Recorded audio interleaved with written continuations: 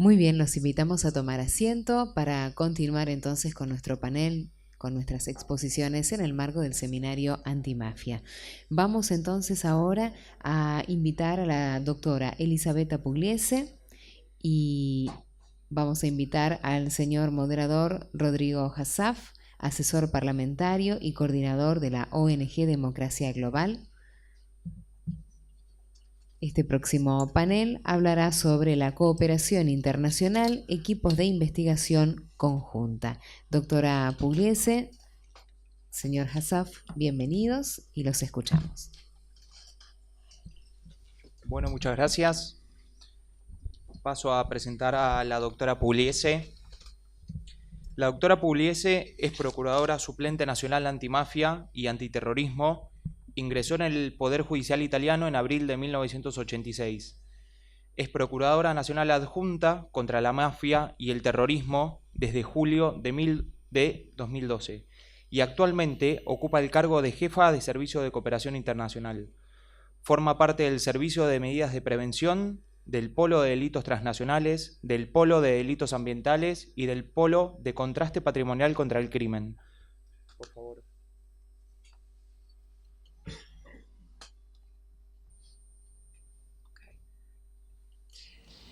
Allora, muy bien, buenos días a todos. Los temas que nos convocaron para estos días sobre temas de interés, de mutuo interés y muy grande interés, se cierra con un tema que es el de la cooperación internacional, que ya ha sido citado en varias oportunidades en las intervenciones que hubo durante estos días. Es un tema que la oficina que yo represento lo considera un elemento fundamental para llevar adelante una lucha eficaz contra las manifestaciones más novedosas del crimen organizado. Por otro lado, yo creo que el evento importante al cual nosotros estamos participando confirma concretamente que compartimos con ustedes la idea de que es central la cooperación internacional en la lucha contra el crimen organizado. Pero antes de hablarles más específicamente de los sujetos y de los instrumentos, obviamente más actuales a través de los cuales se implementa, se concreta esta cooperación, yo quisiera hacer una pequeña referencia a las etapas y a los fundamentos de la evolución misma del concepto de cooperación y de la modalidad con que se lleva adelante la cooperación. Un recorrido, un camino totalmente especular con respecto a aquel en que durante el tiempo fue creciendo en prerrogativas y competencia para la Dirección Nacional Antimafia, también en materia de cooperación internacional.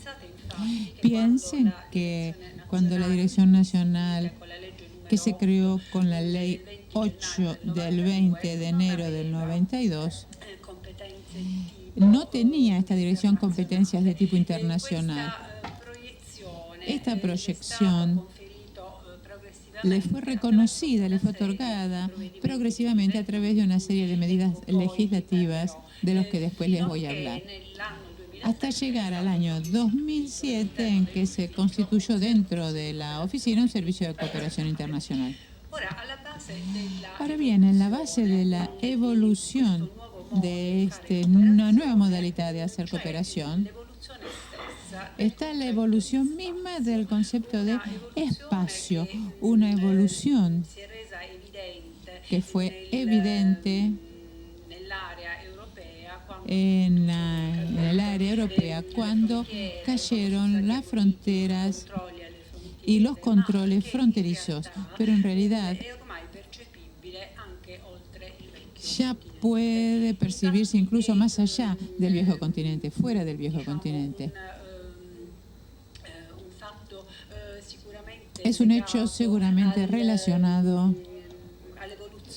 con la evolución que tuvieron los medios de transporte, que cada vez son más económicos y cada vez más accesibles y más rápidos. Pero sobre todo también está relacionado con las nuevas tecnologías que permiten que en tiempo real se acercan personas, mercados, información de todo tipo.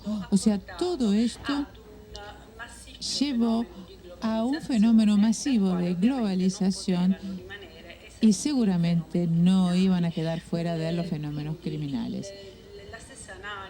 El mismo análisis de las actividades que se desarrollan en la investigación de la DNA a través de su banco de datos pone de manifiesto que la mayor parte de las investigaciones ya tienen una característica de transnacionalidad.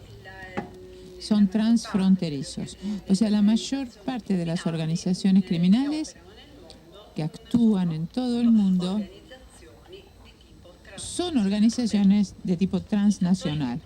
Los factores a los que hice referencia primero para explicar el fenómeno de la globalización en general y en particular de la globalización criminal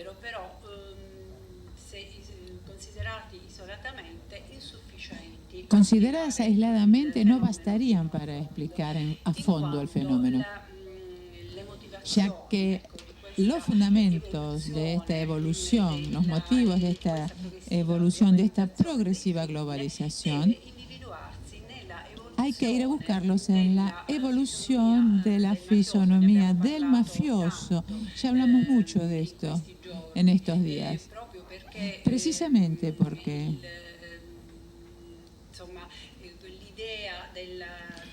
la idea de la mafia todavía está relacionada con algunos íconos que nos ha transmitido incluso el cine. Por este motivo, muchos países se consideran ser exentos de este problema, pero en realidad la imagen actual del mafioso, como ya se ha dicho varias veces, es la de un hombre de negocios. Un hombre de negocios que necesita reinvertir en los mercados el dinero que le llega de las actividades criminales. Entonces, ya no quieren dominar un territorio. La aspiración no es dominar un territorio, sino ampliar cada vez su negocio, su business cada vez más, tanto criminal como legal, hacia nuevos territorios, presionado por las exigencias mismas que impulsan a los empresarios en los mercados legales, o sea, la necesidad de obtener suministros, ofrecer algún tipo de suministro con condiciones más favorables, insuficiencia de mercados internos, la necesidad de diversificar las inversiones incluso, la conveniencia o la oportunidad de llevar hacia otros lados, deslocalizar algún tipo de actividad. O sea, los motivos que tienen son los mismos para un empresario legal y para un empresario mafioso. Obviamente, ya no son los mismos crímenes del pasado, ahora son más complejos y sofisticados, a tal punto que los instrumentos tradicionales de cooperación ya no son suficientes en absoluto para poder luchar contra estos fenómenos. Por lo tanto, la cooperación tradicional en el pasado se basaba en relaciones bilaterales y horizontales.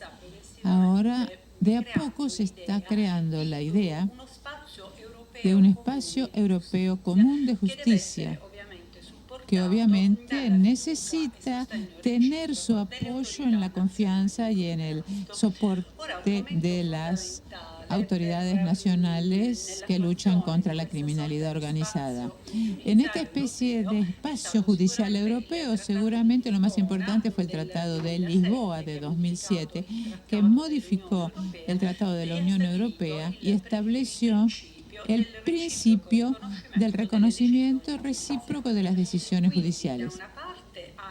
O sea, por un lado se innovó en el tradicional mecanismo de la cooperación internacional y por otro llevó a cabo una jurisdiccionalización progresiva y sustancial de las relaciones de cooperación y de asistencia judicial, creando relaciones que se basan ahora en vínculos directos entre las autoridades judiciales de los distintos países, con un agregado en cuanto a sus consecuencias, que es un respeto mutuo de los derechos individuales y de las garantías de defensa. Gracias al Tratado de Lisboa, que implementó el artículo 3 del Tratado de la Unión Europea, entonces se ha creado este espacio de libertad, seguridad y justicia, que fue una exigencia fundamental de la Comunidad Europea, que en alguna medida ha cambiado el eje para poder lograr una plena integración de los países de la comunidad con objetivos ha cambiado de objetivos de carácter económico a objetivos de carácter judicial.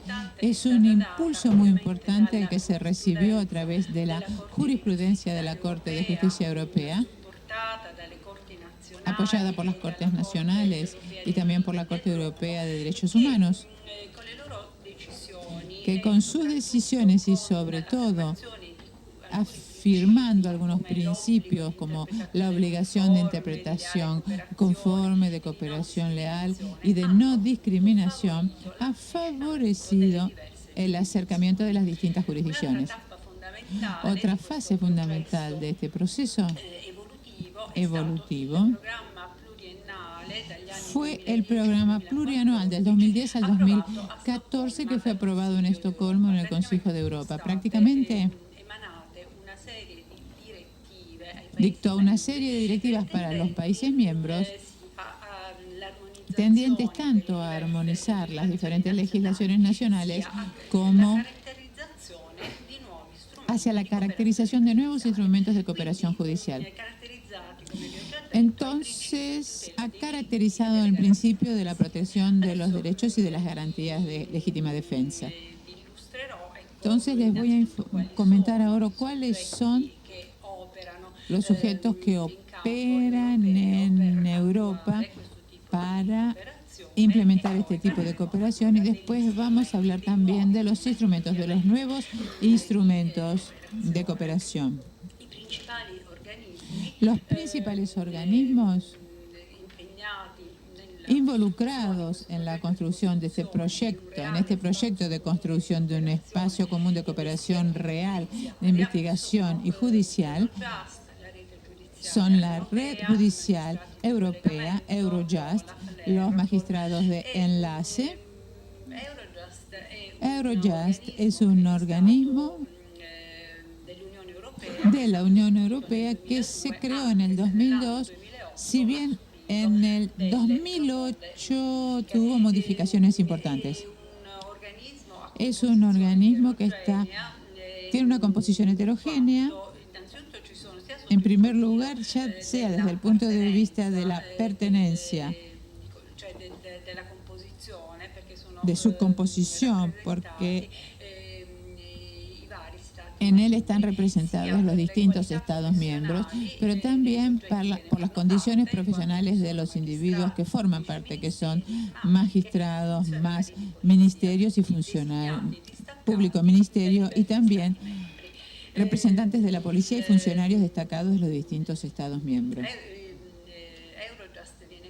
Eurojust se creó en un momento muy especial, cuando nos dimos cuenta de que los instrumentos tradicionales de cooperación eran insuficientes para afrontar las nuevas formas del crimen organizado, pero sobre todo cuando empezó a concretarse en Europa este espectro que después, este fantasma que después se convirtió en realidad, que fue el terrorismo islámico, y estoy hablando de las torres en el 11 de septiembre del 2001. Se creó este organismo cuya función principal es justamente facilitar la coordinación entre las autoridades judiciales de los distintos países para luchar contra las maneras más graves de crimen organizado, y estoy hablando de narcotráfico, trata de personas, pedopornografía, etcétera, falsificación y obviamente también terrorismo. Eurojust es muy eficaz en esta actividad de facilitar los pedidos de asistencia judicial y ahora también lo es para la implementación de órdenes de investigación europeas y para la constitución de los equipos de investigación comunes. Esta actividad se desarrolla utilizando la información, los datos y los análisis que recibe del otro organismo, que se encuentra en La Haya, en la sede de Eurojust, donde se llevan a cabo las reuniones de coordinación con la presencia de autoridades nacionales de los distintos países miembros. La consecuencia seguramente es positiva, porque esa es la oportunidad en la cual se intercambia información, pero también se elaboran estrategias comunes y se acuerdan iniciativas judiciales que a menudo después se ponen en marcha simultáneamente y algunas veces se logra prevenir y evitar conflictos de competencia. La reforma a la que le hacía referencia del 2008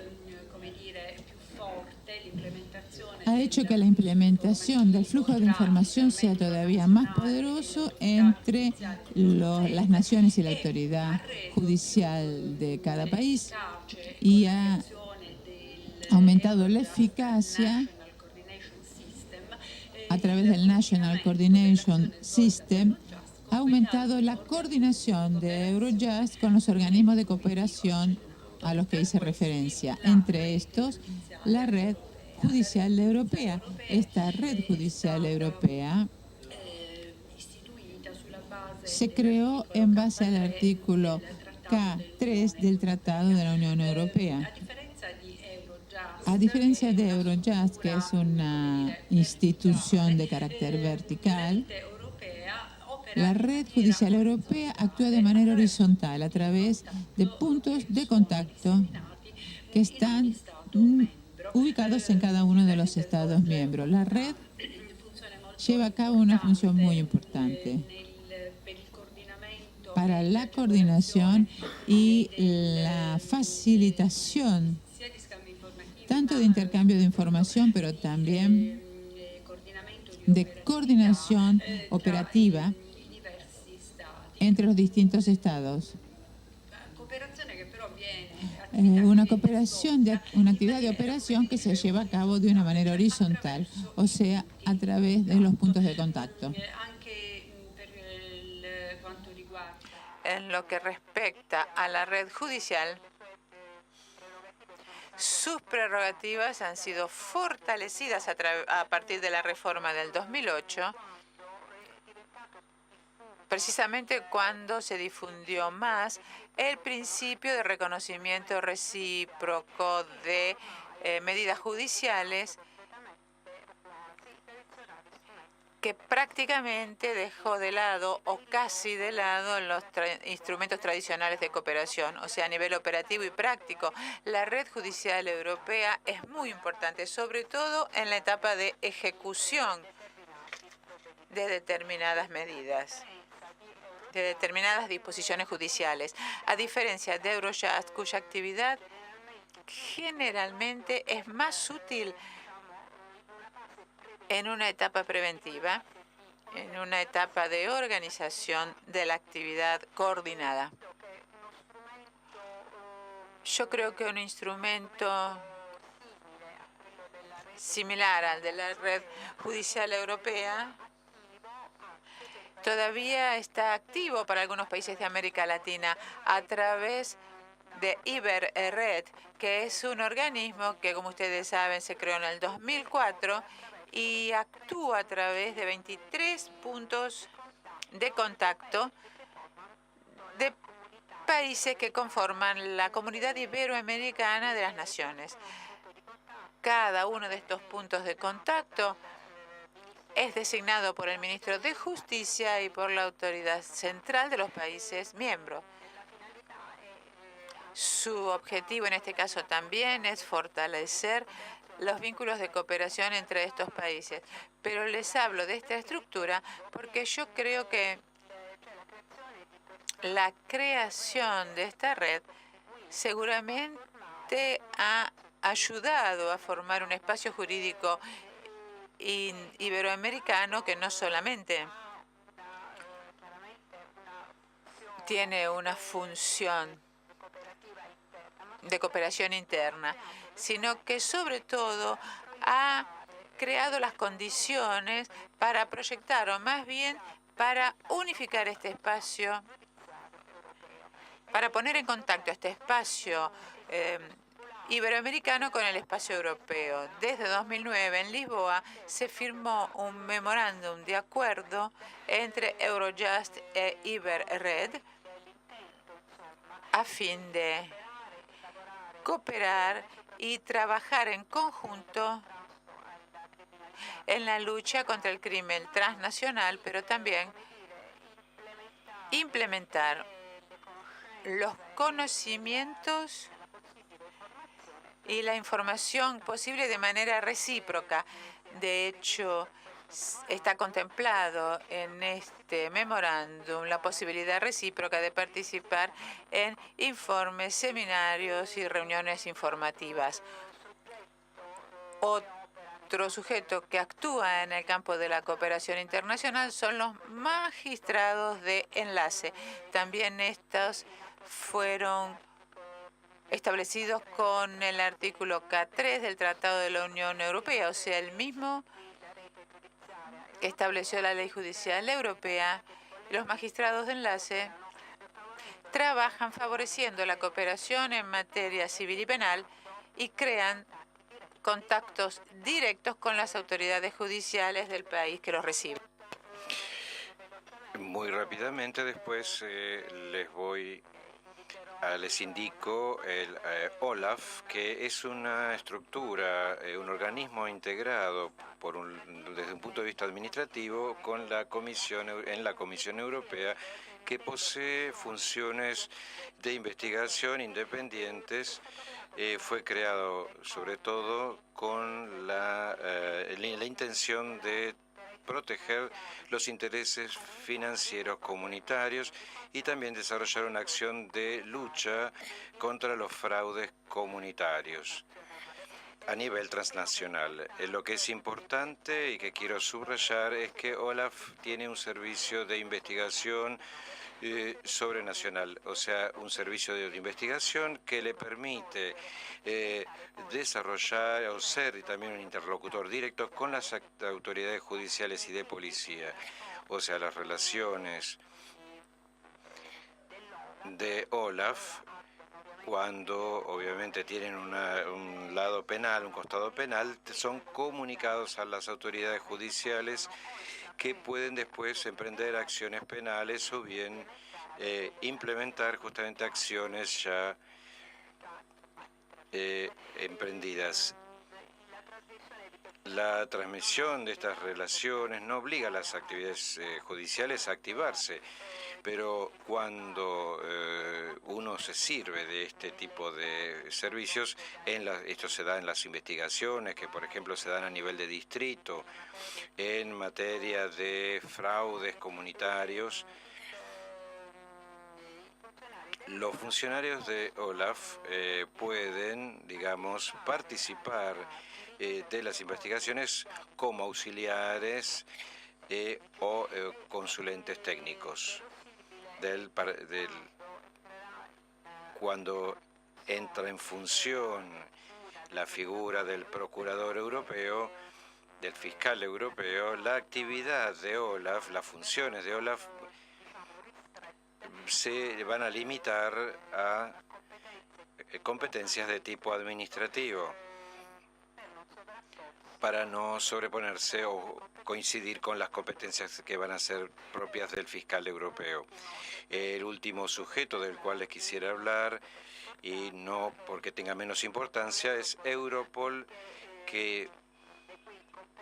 cuyas competencias fueron reforzadas por una reforma del 2017 que extendió las tareas de Europol también en los delitos que tienen que ver con la criminalidad organizada. Las tareas de Europol son innumerables, son indicados por el artículo 4 del reglamento y entre estas tareas, que son sobre todo tareas de tipo de coordinación, de facilitación, el intercambio informativo, pero también de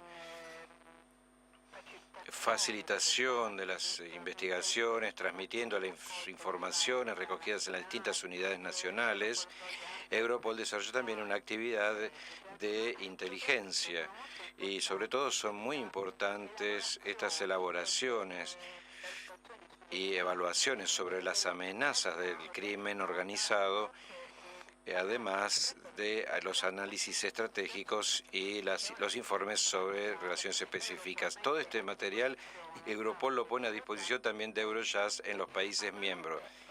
Actualmente Europol ha visto crecer su propia operatividad por las investigaciones en común, porque tiene el poder también de pedir a estos equipos de investigación de formar parte de las mismas. Quisiera subrayar, sin embargo, que no puede considerarse como un órgano auténtico de policía en los distintos países miembros. No obstante, el soporte, el apoyo que se da en los equipos de investigación comunes. No puede obrar como policía, o sea, por ejemplo, no va a poder participar en la ejecución de medidas de coerción. Estos son, digamos, los sujetos clásicos de la cooperación. La Dirección Nacional no puede, digamos, considerarse tal.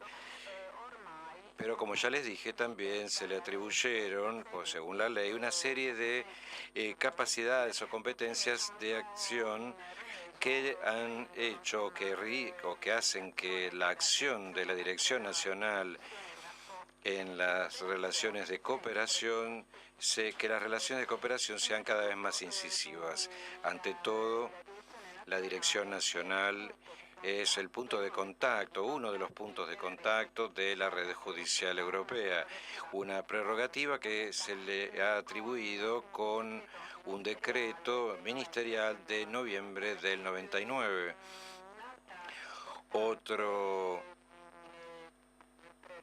Otra importante prerrogativa es la que concierne los exhortos.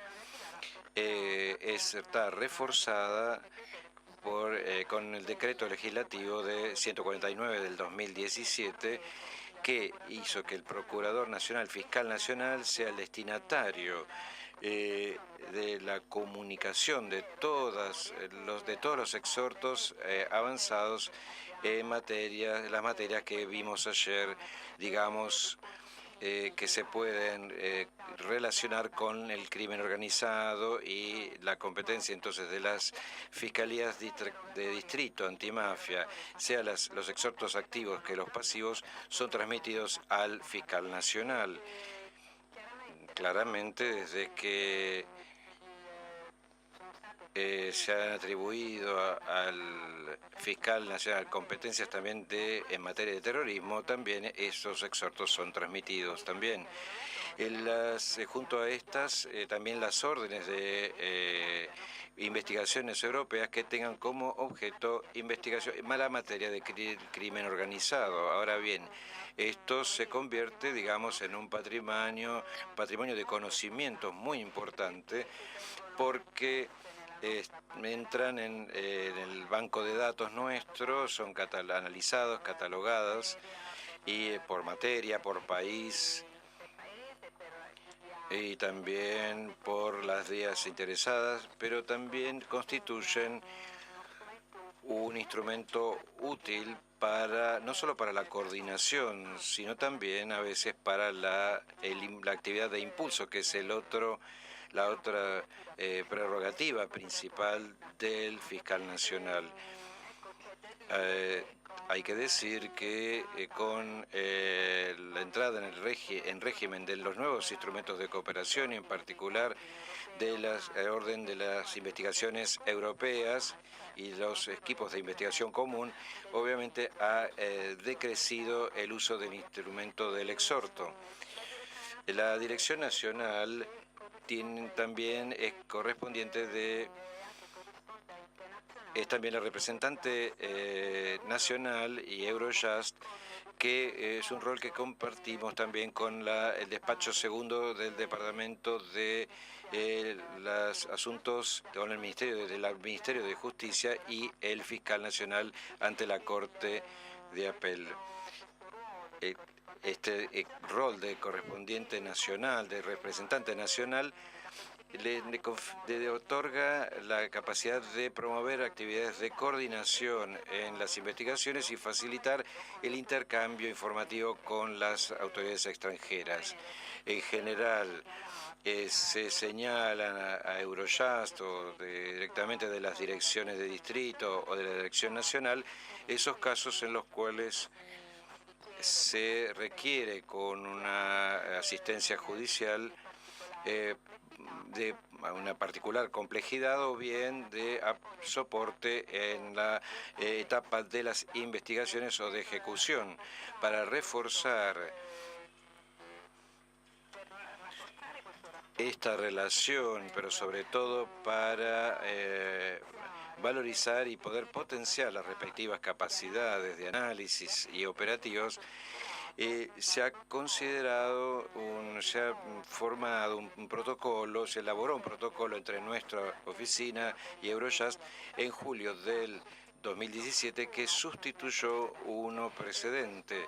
Esta velocidad, esta facilidad, este intercambio, en el intercambio de informaciones ha demostrado ser particularmente útil justamente en ocasión de con motivo de los graves hechos terroristas que afectaron a Francia, a Germania, gracias a la información, digamos, rápida entre Eurojust y nuestra Dirección Nacional Antiterrorismo, y gracias a los datos, sobre todo, que están dentro de nuestro banco de datos, fue posible ofrecer informaciones inmediatas, sobre todo útiles, para las primeras actividades de investigación en estos casos.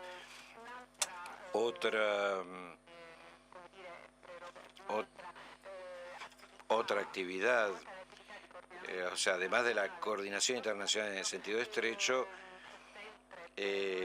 siempre en referencia a los crímenes transnacionales, se organizan también en la Dirección Nacional reuniones de coordinación estratégica, o sea, reuniones con el fin, ante todo, de definir de una forma preventiva o contenidos de pedidos de asistencia o bien elaborar estrategias comunes de intervención a nivel de investigación también, y que en materias sobre todo complejas y sensibles, como una serie, por ejemplo, de reuniones estratégicas de este tipo se hicieron en el pasado para el tráfico de migrantes, reuniones en las cuales participaron no solo direcciones de distrito interesadas, sino también aquellas fuerzas de policía, o sea, todos aquellos organismos que, digamos, se comparan, o sea, que enfrentan este problema que, como saben, en nuestro país es muy sensible. Gracias a una serie de protocolos de entendimiento estipulados con las autoridades de otros países, europeos y no europeos, se promueve una forma más, digamos, más simple, más inmediata de intercambio de información, sobre todo en línea con los más modernos tratados europeos que justamente facilitan este tipo de intercambio inmediato. Más allá de estos protocolos, entre estos protocolos recuerdo uno que se redactó en abril del año pasado de parte de nuestro fiscal nacional, junto con el de la provincia de Buenos Aires. Son instrumentos muy importantes porque justamente se crea este contacto directo interpersonal que es útil para poder sostener la actividad de coordinación de eventuales investigaciones o simplemente para, digamos, realizar, llegar a un conocimiento de los ordenamientos y de los instrumentos jurídicos de otros países que, como saben, es evidente, están a la base de, a partir de la cual se pueden desarrollar futuros escenarios de cooperación. En la Dirección Nacional a menudo tenemos encuentros con autoridades judiciales o bien también de policía de otros países, incluso con representantes políticos o organismos internacionales que están interesados en conocer el modelo italiano de lucha contra el crimen organizado. Esto se realiza o con reuniones organizadas en nuestros despachos o a través de misiones realizadas por representantes de nuestra oficina en el extranjero. En cierto sentido, creo que aquí se puede enmarcar también, digamos, este evento del cual estamos participando ahora.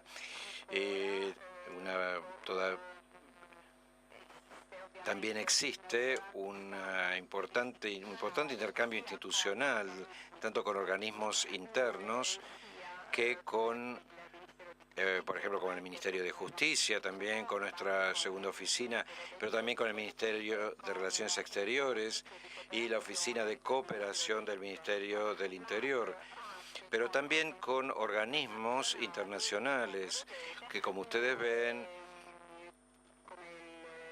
como por ejemplo el Consejo de Europa, etcétera.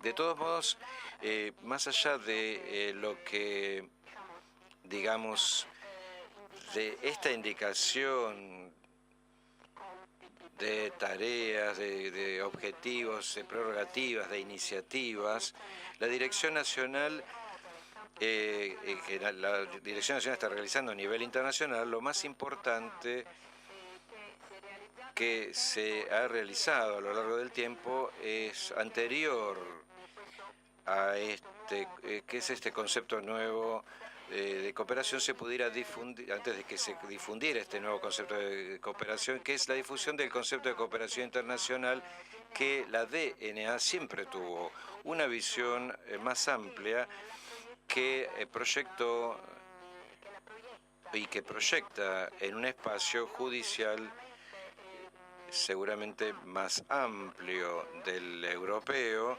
Es un espacio judicial que es comprendido por nuestra oficina como un lugar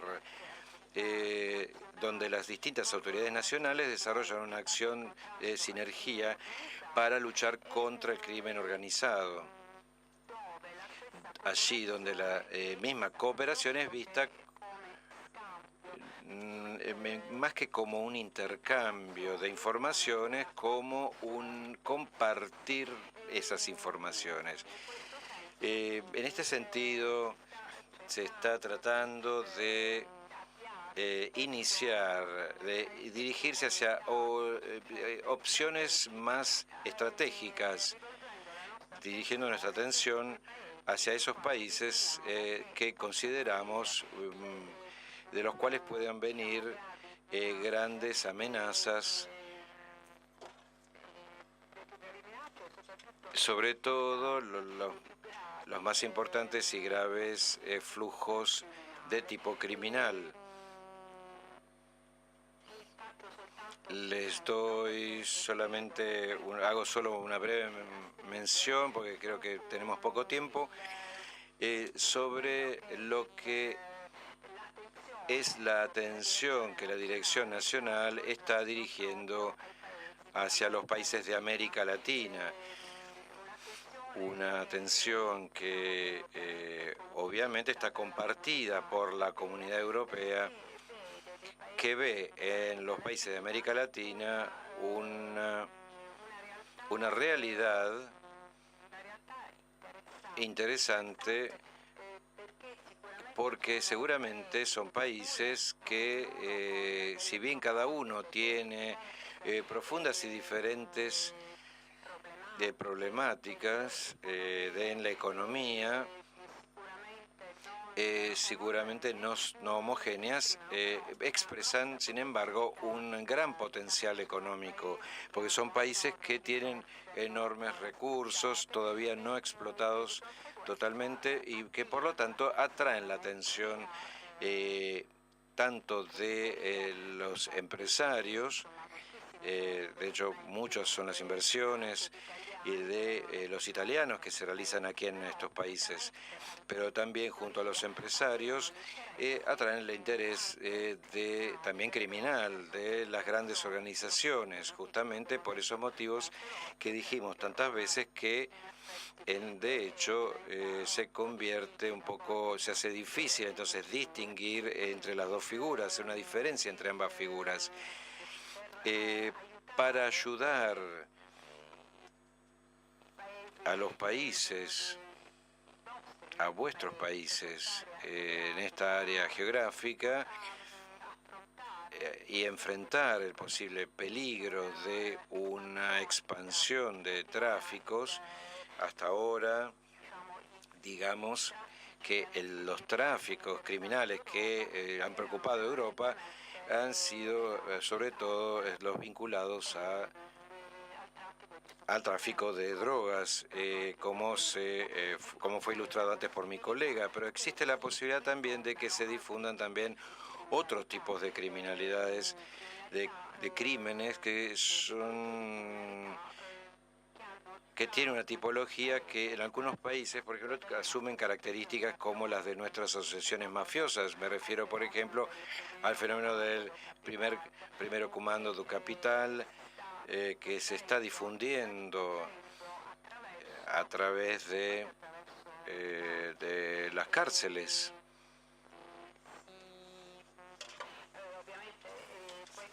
Evidentemente esto no, si esto no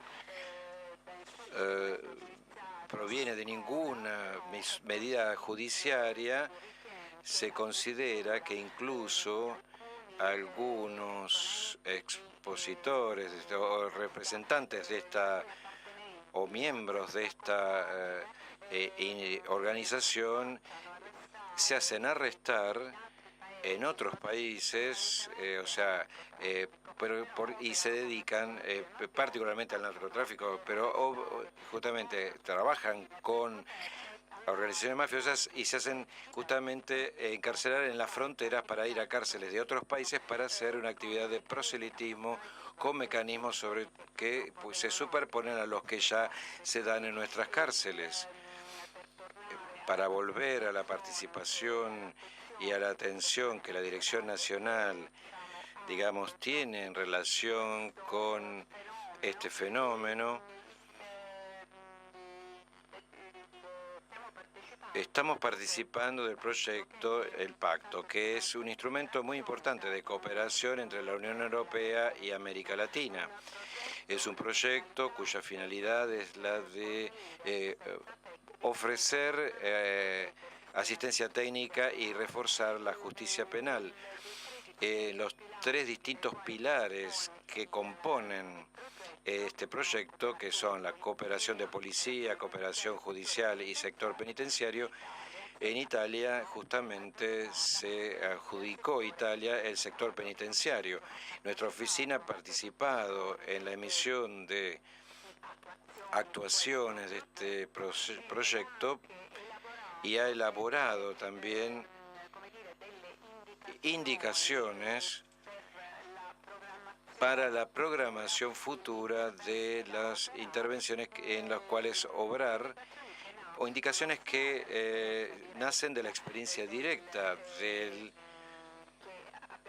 que hemos madurado participando a estas misiones, pero también a través del análisis de informes de misiones realizadas por otros por los mismos funcionarios de nuestro DAP. Estamos participando también, somos adjudicatarios junto con la Escuela de la Magistratura y el Ministerio de Justicia, también de otro importante proyecto de soporte a Perú, de apoyo al Perú en la acción de lucha contra el tráfico internacional de drogas. Ahora bien,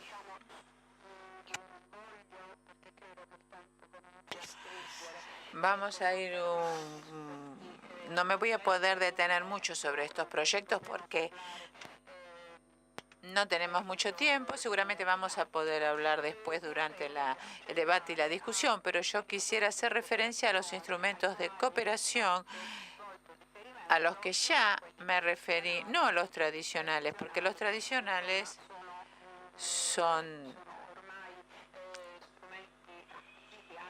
instrumentos que ya están incorporados a la experiencia incluso de ustedes, y me estoy refiriendo a los exhortos internacionales, sino que me refiero a los incluidos por la normativa más reciente para implementar el proceso de judicialización de las relaciones de cooperación, implementando formas más sencillas y más dúctiles de cooperación y facilitando el intercambio de información, y también realizando una especie de politización de la gestión, del manejo de estas relaciones. El primero que introdujo nuestro ordenamiento es el mandato de arresto, la orden de arresto europea, que es reconocido de manera recíproca en todos los Estados miembros, aunque se tenga que concretar en otro Estado miembro. La primera novedad que se introdujo fue precisamente el hecho de que la autoridad política, en nuestro caso el Ministerio de Justicia, ya no es el sujeto que gestiona esta relación de cooperación, sino que simplemente se limita a enviar la orden de arresto europea desde el país que lo dicta hasta el país que lo debe realizar. Este ha sido un primer avance. Obviamente se restringe a los casos en los cuales se puede rechazar la entrega, y los sujetos que gestionan la relación son quien emitió el mandato, ya sea el mandato de custodia cautelar o también los embargos, porque también se puede aplicar para medidas sobre bienes reales. Y entonces, para nuestro ordenamiento, el sujeto que quiere y tiene que ocuparse de las condiciones para el control de la aplicación de estas condiciones es la Cámara de Apelaciones ahora. Voy a pasar un poquito muy rápidamente la información espontánea que da el organismo de justicia a través de varios acuerdos internacionales, que es un modo que se considera totalmente admisible en nuestro ordenamiento gracias a pronunciamientos de nuestra casación. O sea que el material que se envía de manera espontánea se puede utilizar en procesos en el exterior incluso. Donde me quisiera detener un momento, porque es un instrumento que cada vez se utiliza más y está dando resultados positivos realmente, son los equipos de investigación comunes. Los equipos de investigación comunes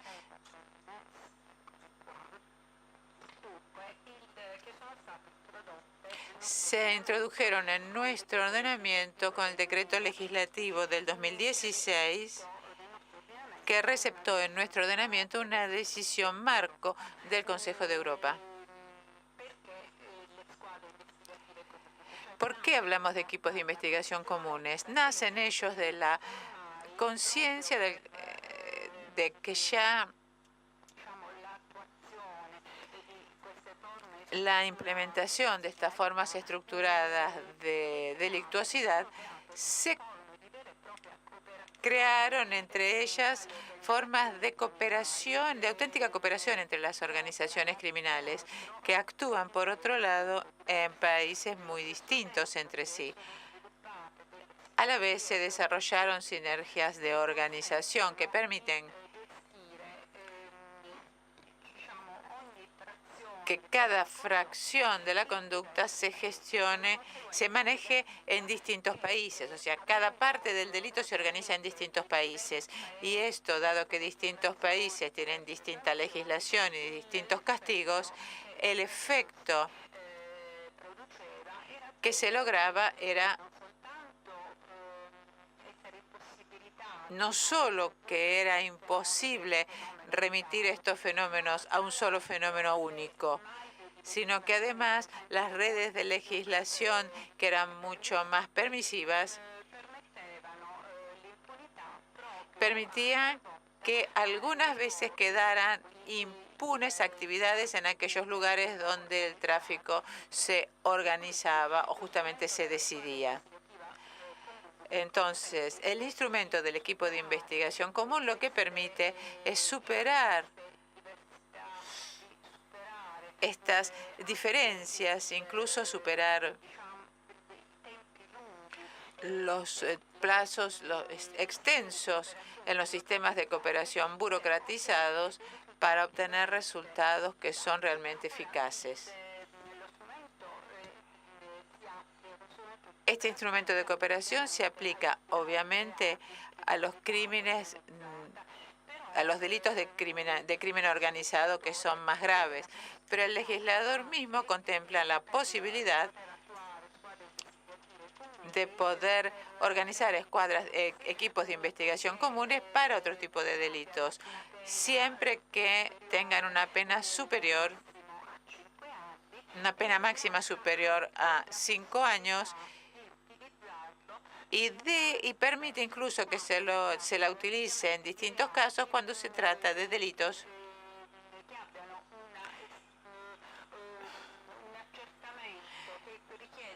que requieran una verificación de su existencia que es particularmente compleja y que vayan a terminar en lugares distintos al del estado de pertenencia. En realidad, la posibilidad de organizar y aplicar estas escuadras, estos equipos de investigación comunes es bastante amplia. Se trata de acuerdos, auténticos acuerdos, que se realizan a través de una forma escrita precisamente para reconocer la ritualidad del acto, las formalidades del acto, y en el acto constitutivo también al acto constitutivo también se agrega un plan de operaciones, mientras en el acto en que se las constituye se indican quiénes son los miembros y quién es el jefe de estos equipos, que tiene una función importante porque tiene responsabilidades incluso de tipo civil. Se establecen los objetivos del equipo y los objetivos de investigación y su duración presunta. En cambio, en el plan de operaciones se acuerdan modalidades operativas que pueden cambiar, obviamente, en el tiempo a medida que se modifican las diferentes investigaciones. Es obvio que los plazos de las investigaciones y los tiempos para obtener las pruebas del procedimiento sufren una notable reducción con respecto a los instrumentos tradicionales que se utilizaban en el pasado, como por ejemplo el exhorto. Obviamente el efecto más importante es el que se refiere a la posibilidad de utilizar el resultado de estas investigaciones. La ley diferencia entre actos repetibles que entran inmediatamente en el procedimiento de los países que participan en el equipo de investigación común, y en lo que tiene que ver con el resto de los actos, se dice que son admisibles siempre que guarden las formalidades previstas por el ordenamiento del país en el cual ese acto, ese procedimiento, el país de aquel en el cual debe ser utilizado ese acto en un procedimiento. O sea, yo creo que fácilmente se puede resolver esto, solucionar planteando las condiciones operativas de modalidad de operación que lo podrían hacer compatible ese acto en ambos ordenamientos. También está prevista la posibilidad de dilatar el uso de la información obtenida por este equipo de investigación a lo largo de su tarea, cuando podría perjudicar algunas actividades o diligencias que todavía están en curso en otros países.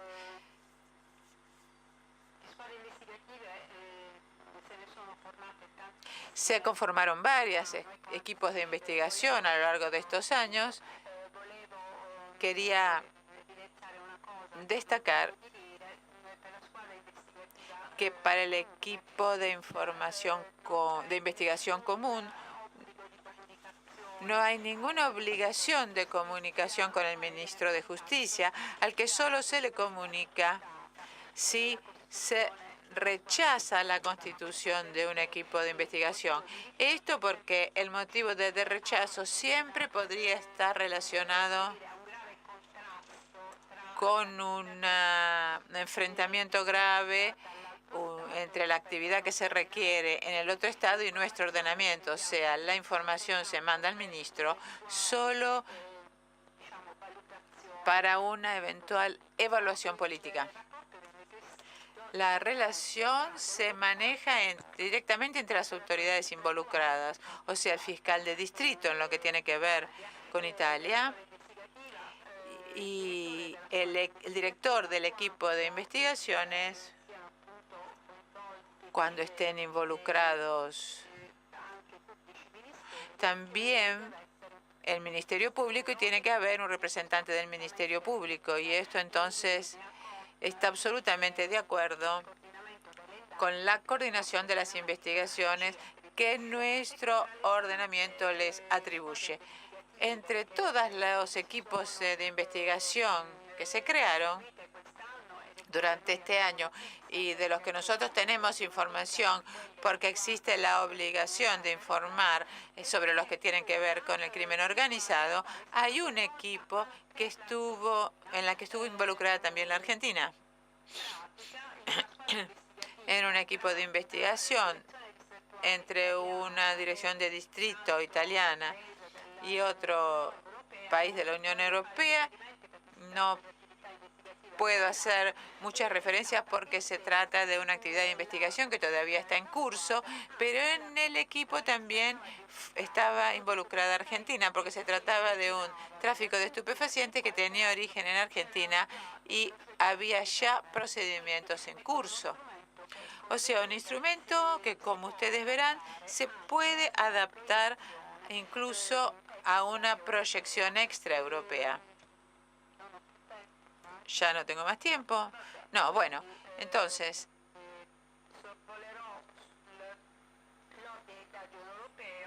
el mandato de investigación europeo, yo solo voy a decir lo siguiente. Es un instrumento que en lo que se refiere a la Unión Europea prácticamente eliminó el uso del exhorto. Acá también se crea una relación directa entre la autoridad solicitante y la autoridad solicitada, que puede obtener pruebas y después enviarlas al otro país. Actualmente, en el exhorto en Europa se sigue utilizando solamente en Dinamarca y en Irlanda, que no adhirieron a la directiva, Noruega e Islandia, que no forman parte de la Unión. Rápidamente se va a plantear el problema, qué es lo que va a pasar con Gran Bretaña, porque el Reino Unido queda dependiendo de lo que va a pasar con el Brexit.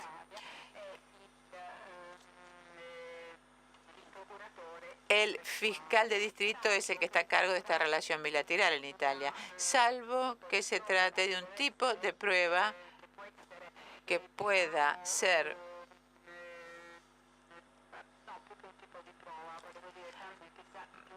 más que un tipo de prueba, mejor que se trate de un acto que tenga que ser llevado a cabo por un juez, entonces será el fiscal de distrito que lo solicite al juez. Obviamente en la ley hay casos en los cuales la orden de investigación puede ser también rechazado, pero acá lo importante es que hay plazos también muy precisos establecidos, 30 días que pueden prorrogarse como máximo a 60 cuando es necesario solicitar información, lo que claramente acelera la implementación de lo que se solicita. Yo me detengo acá entonces porque me parece que ya incluso superé mi tiempo y les agradezco la atención. Muchas gracias, doctora, por sus palabras. Abrimos el panel a por lo menos una pregunta.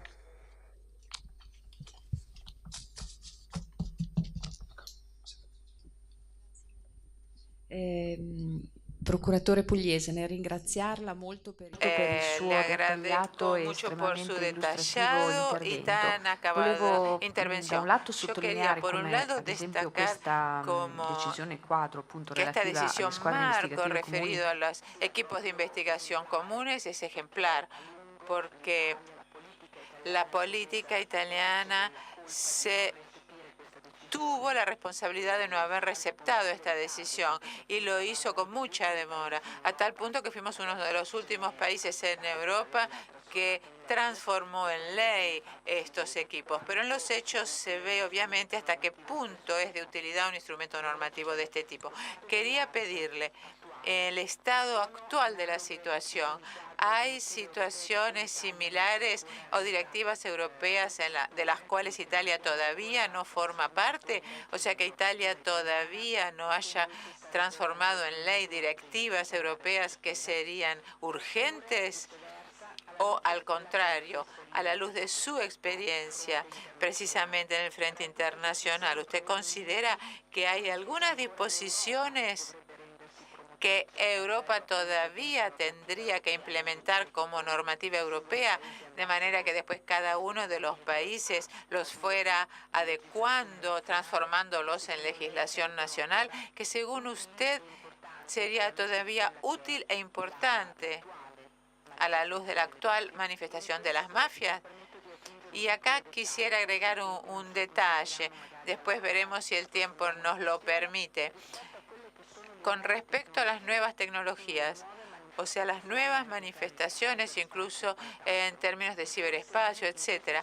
Aquí quizás en este sentido es necesario proveernos de instrumentos que estén más a la vanguardia. Mil gracias. No, gracias a usted por la pregunta, porque me permite explicar una cosa que yo considero fundamental en la cooperación internacional y que en algún sentido responde a todas las preguntas que usted plantea. Estos instrumentos son muy importantes. Italia seguramente se demoró en adoptar algunos de estos instrumentos, pero no ha sido la última en adoptarlos. El problema es otro. Estos instrumentos están dando sin duda buenos resultados. Por ejemplo, a través de los equipos de investigación comunes se logró concretar relaciones de cooperación con países con los cuales en realidad no era fácil hacerlo. Por ejemplo, Albania. Con Albania, las exigencias de cooperación siempre fueron muy altas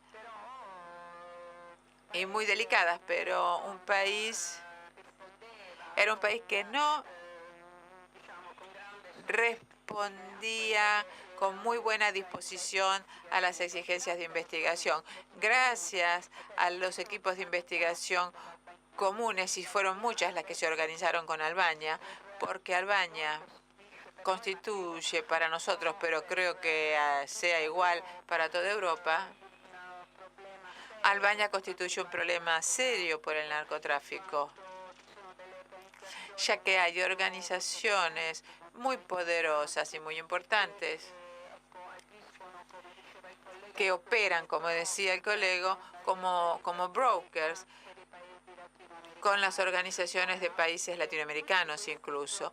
Todos estos problemas de comunicación, de cooperación que había en el pasado, debo decir que en gran parte se solucionaron a través de estos equipos de investigación comunes.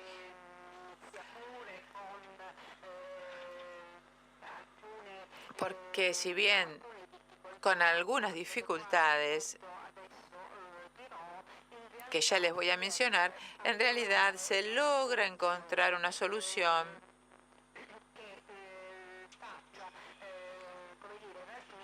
que permita lograr el resultado. Pero el problema real, ¿cuál es?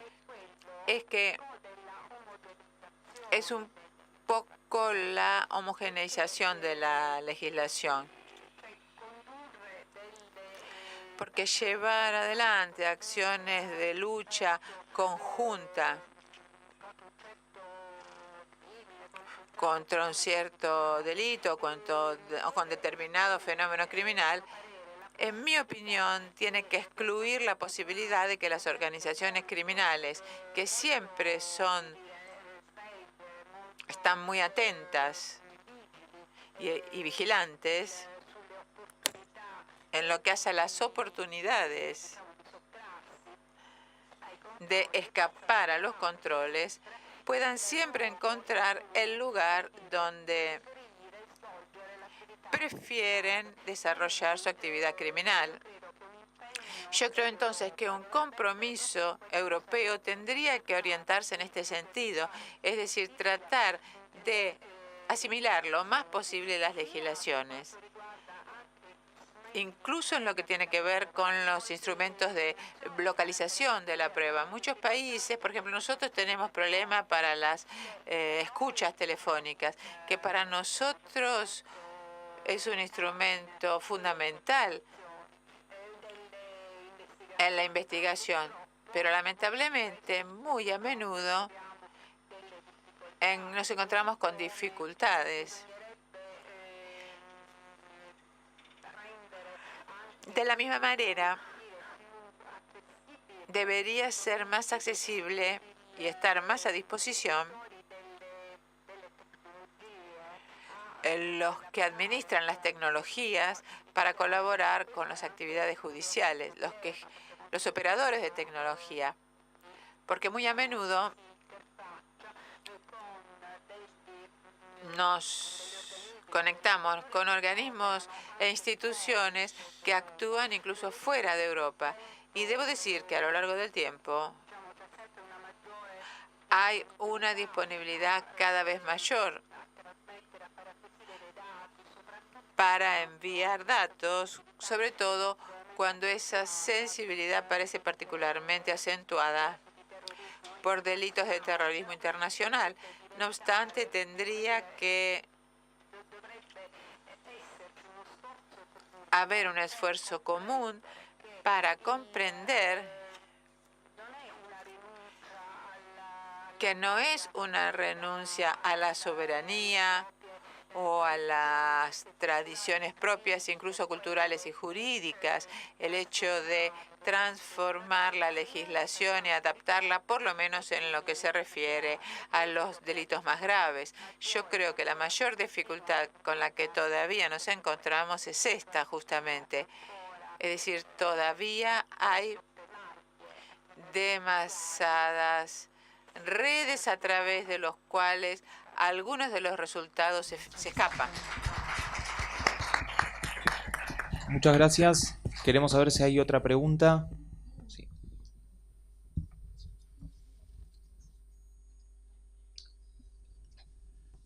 Buenos días, alias buenas tardes. gostaria de saudar. Perdón.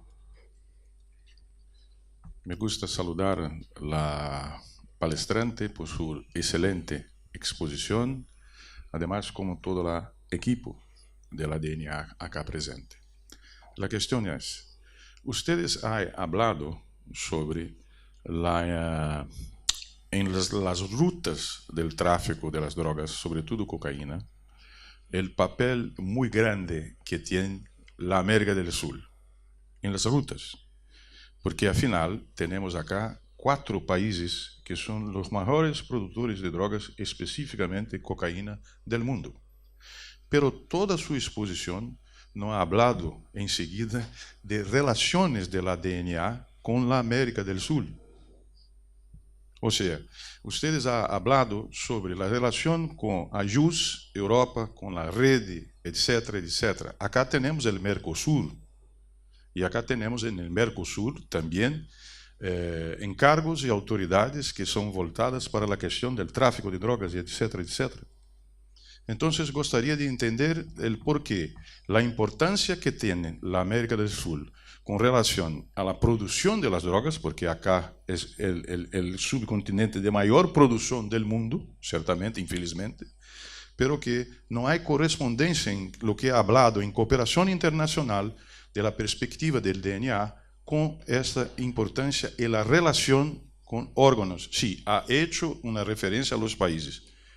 Sí, ha hecho una referencia, las banderas de los países estaban acá. Pero no con las instituciones de América del Sur que podrían se integrar al esfuerzo de la DNA, el loable, de la honorable DNA de Italia. Gracias. Allora, ecco, l'ha detto lei stesso.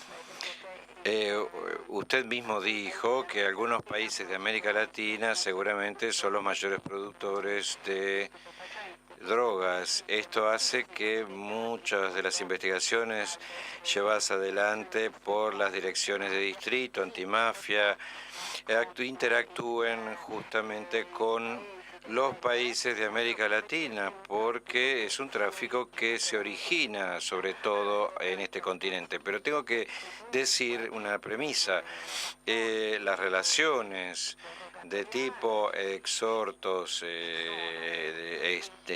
existen, ese contacto sí existe, la Dirección Nacional como fue ya bien explicado por el fiscal nacional, tiene una actividad de coordinación y de impulso.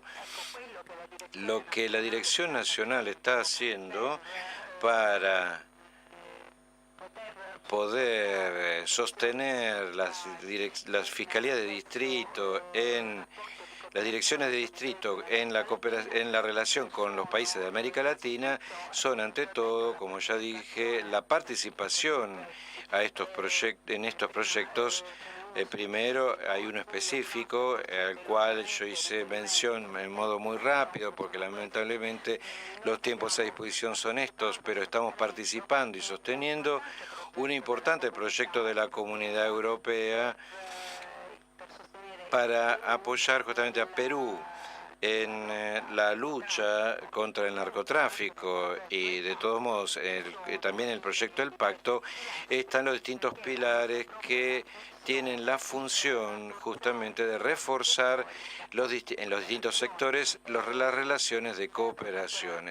El fiscal nacional, también con el fiscal de la provincia de Buenos Aires, el año pasado ha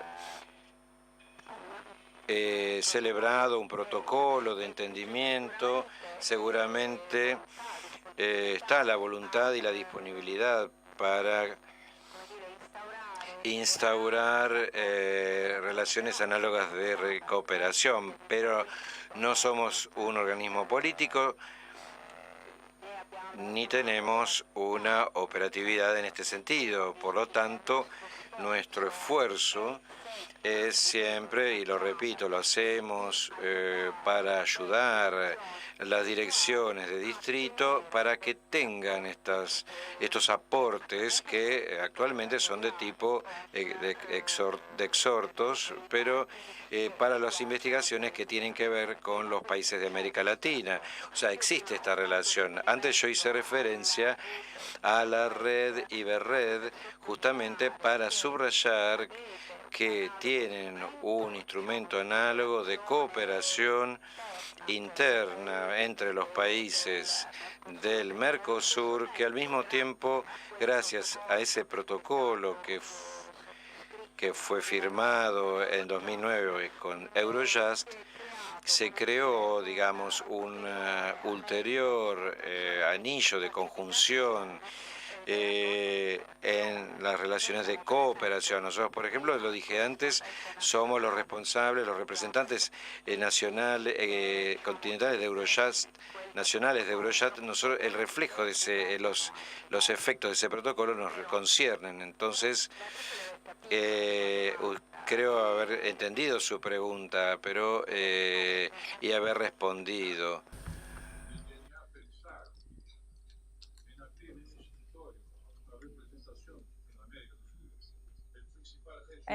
Un attimo. Yo pregunto se no sería el caso y sería posible la abertura de un escritorio, de una representación de DNA para el Sudamérica, que es el mayor centro productor de eso, un oficio, acá, se no sería el caso. De preferencia, secondo il procuratore in Copacabana, o può essere Buenos Aires también, che sia. Sì, ecco. Dunque, come era stato anche detto... Como se había dicho ya en otras exposiciones, la disciplina internacional fundamental en las relaciones con los estados de América Latina son el tratado sobre la lucha contra la droga, la Convención de Palermo, la Convención UNCAC de Mérida. Tengan en cuenta que mientras la Convención de Mérida tenía un mecanismo de revisión, o sea, ya estaba previsto en la Convención que en el ámbito de los organismos de coordinación estuviera presente la exigencia de verificar si todos los países adherían o no a esa disciplina, una disciplina que tendía sobre todo a armonizar las legislaciones y por lo tanto cada vez a través de los controles y de las verificaciones que se hacían sobre las legislaciones de cada país, se pudo verificar en qué medida cada país adhirió, aplicó también esos principios. En la Convención de Palermo, que es la de base, la fundamental, porque contra el crimen organizado, en esa convención ese mecanismo no existía, en el sentido de que los países adhirieron, pero no había una modalidad a través de la cual se pudiera verificar si efectivamente cada país tenía o había adoptado la normativa adhiriendo por adhesión a esa convención. No existía lo que es llamado un mecanismo de revisión. Se necesitaron años, tuvieron que pasar años para que Italia fue protagonista en este sentido, pero solo el 18 de octubre del 2018 en Viena se llegó a la adhesión de los 189 países a que se considerara necesario el mecanismo de revisión y aprobarlo. Por lo tanto, por primera vez, desde octubre del 2018, la revisión significa la verificación en cada país de la aplicación de una disciplina según las normas de la Convención. O sea, si la Convención dice tú vos tenés que prever, por ejemplo, los equipos de investigación común. Es necesario que en todos los países, también en Ghana o en los demás países de América Latina, es necesario que la propia ley prevea la institución de un equipo de investigación común, o sea, que prevé incluso el embargo y la confiscación de los bienes, pero también si, aun cuando la sentencia de condena sea por una figura que no está prevista en el país en el cual tiene que ser realizada tal confiscación.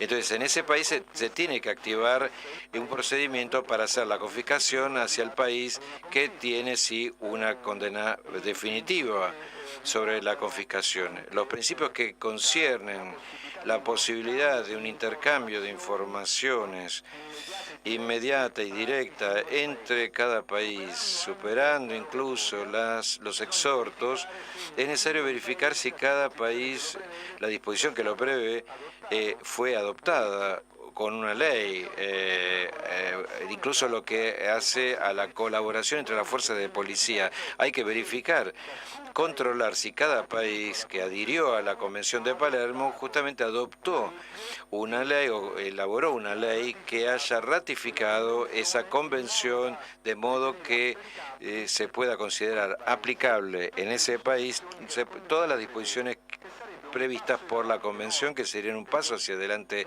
enorme. Piense incluso en el secreto bancario. La Convención dice que no se puede oponer el secreto bancario como dentro de una investigación cuando es pedida por uno de los países de la Convención.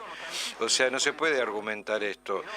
Hay un montón de disposiciones de gran importancia, pero hasta octubre de 2018 no se podía saber si realmente cada país que había firmado esa convención había realmente elaborado una ley en consecuencia. Por lo tanto, se forman comisiones que están formadas por países según los acuerdos que cada vez se van haciendo, y esa comisión va a ir a cada país para controlar si realmente esa disciplina fue adoptada. Pero tengo que decirle también que más allá de la aplicación de la Convención, con Italia, tanto Colombia como Costa Rica, Bolivia, Brasil, que son los que recuerdo personalmente, pero tal vez hubo muchos otros países, ellos han actuado contextualmente con investigaciones abiertas en Italia y en los países que le he mencionado, para llegar a hacer arrestos contextuales al mismo tiempo, simultáneos en el mismo momento. Justamente los que tenían organizaciones destinadas al tráfico de drogas, que obraban en Italia y al mismo tiempo en los países que le mencioné, esas investigaciones fueron llevadas adelante por las autoridades judiciales de los países latinoamericanos y por Italia, con las policías que hicieron las investigaciones en sus países, y después compartieron los resultados de las investigaciones. O sea que hubo arrestos en Italia y en esos países, cada vez, por ejemplo, con investigaciones distintas, pero simultáneamente. O sea, hubo momentos de cooperación de gran importancia, y tal vez desde el punto de vista del conocimiento se ignoran algunas grandes operaciones que llevaron al embargo de algunos, o a la confiscación también de muchas de grandes toneladas de cocaína, que gracias a la disponibilidad de los países latinoamericanos se logró justamente llevar a término.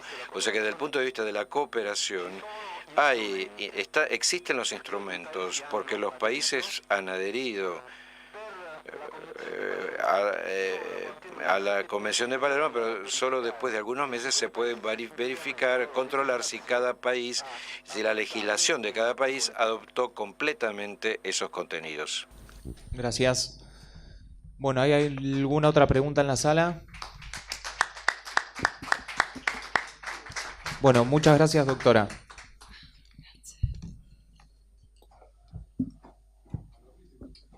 Muchísimas gracias, doctora Pugliese. Gracias al señor Rodrigo Hassaf. Vamos a pasar al almuerzo y nos reencontramos a las 14 horas. Muchísimas gracias.